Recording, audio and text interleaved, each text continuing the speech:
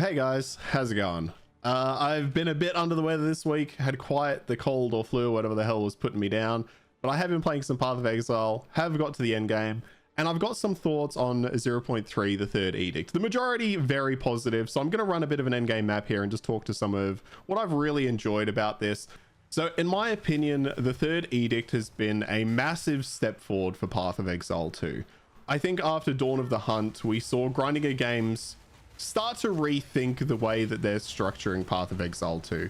In Dawn of the Hunt, we saw a lot of issues with the game, and we saw a lot of issues in the way that Grinding Games was kind of approaching that development style, right? They copped a lot of flack out of Dawn of the Hunt, and based on some of the interviews that came out of it, we saw all the devs, especially Jonathan, saying things like, you know, he's not running into issues with currency, he's not running into issues with itemization. And I know they then made changes during Dawn of the Hunt to address some of those concerns, right?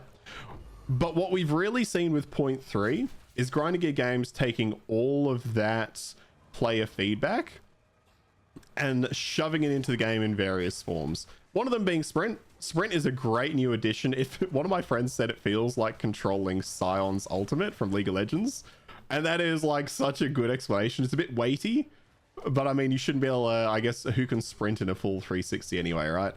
But it's additions like these. It's additions like these. It's additions like the new crafting changes, having the variations on the orbs and making crafting more deterministic, because that was a big complaint from players, as well as myself and people in my community, that crafting was just so RNG. I would just never consider it. I would never touch my currency because it was much better being used in trade than in being used in crafting. And that was the same being said for the campaign as well. But moving through the campaign for this character here, and I've got another unarmed monk that's currently in Act 2. Moving through the campaign felt much more fluid to me.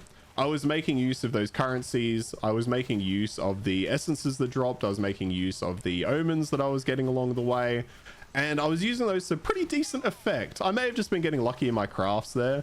I did feel like still item drops are a little on the low side, but I can see that they've improved since Dawn of the Hunt and of course Path of Exile 2's initial release. So it's been really good to see that changes are occurring there. And like I said, we saw a lot of the interviews in, we got a Rogue Exile here. Got a lot of the interviews after Dawn of the Hunt in which Jonathan was talking about the way he played the game, the way internally they played the game. So it's good to see that they've kind of stopped thinking about how they play the game and started thinking about how the community play, because they're too close to it. They need to be really valuing that outside experience and input, and they're starting to do that. And I'm glad that they're taking a lot more from the player base and not just, you know, high profile streamers and the like. So that's my first kind of point. I think we've finally seen the dev team really start to understand what makes Path of Exile 2 special and start to put less faith in their own thoughts and more faith in the community there. They still need to be the ones driving the ship, but I'm glad they're taking different directions at the same time. So let's look at the third edict itself. Act 4, I think Act 4 is absolutely incredible. It's a fantastic step forward for the game. I love the freedom of Act 4. I love that you can travel to any island you want in any particular move. I will say though, I did run into a massive bug at the end of Act 4, which I believe has been changed in the most recent hotfix. The boss kept duplicating itself for me. Honestly, my first two runs of that boss, I couldn't understand why I was versing two versions of it. I just assumed it had split when it ran out of the first room and I hadn't picked that up. But no, that is a bug. They have changed it in the hotfix. And I will say as well, when you're fighting the scorpion and the worm in the interlude act that brings you back to the desert, there is a bug there where that fight can just hang once you finish it and not let you complete. If that happens to you, kill the worm first. I won't go into any more spoilers, just kill the worm first and you'll be fine. At least that worked for me. Hopefully they change that in the hotfix that's upcoming, but you know, well, it remains to be seen, right? But I think Act 4 and the interlude acts do a great deal for the campaign in making it feel like less of a slog. The campaign it was feeling rough. Like I really struggled to go through the campaign multiple times in the previous iterations, just because the campaign was a slog in itself. I had issues with itemization, issues with currencies, and then needing to do it on a second time on another difficulty. It just felt kind of bad. That I feel like is completely gone, and I don't think that's just down to Act 4 and the interlude acts, although that's done a great deal. I also love, by the way, that the interlude acts bring back a lot of previous bosses in kind of different flavors. I think that was good use of those those previous what do you call them, previous bosses, previous content in different ways. So I'm glad that they went for that, and I think it really paid off for them. But what I really think has helped the campaign has been the support gem changes. So I'll quickly double back here and show you my support gems. Don't pay much attention to my build. Like I was saying, it's all very scuffed at the moment. It's not at all optimal, and now that I've got to endgame, I need to sit down and look at it. But I love that I can come in here and use multiple of the same support gems. So the basic idea behind this build is I'm using brutes primarily alongside mages putting on the frost armor, brutes then shattering it, right? Easy as. And then I've got this skill here, muster, giving me 7% more damage for each different type of reviving minion. Obviously here I've got, what have I got? 8 different types of reviving minion, right? So you can do the math, because I'm too sick and I'm not going to bother because I'm going to get it wrong. So I've got this set up here, and I love that, knowing that my damaging minions here are my brutes, are my frost mages. I can have it on both. And I think it's that simple change of allowing players to use multiple supports again that has really helped the campaign speed up, because no longer are you completely focused in on one skill and then completely focused in on making sure that every skill supports that one.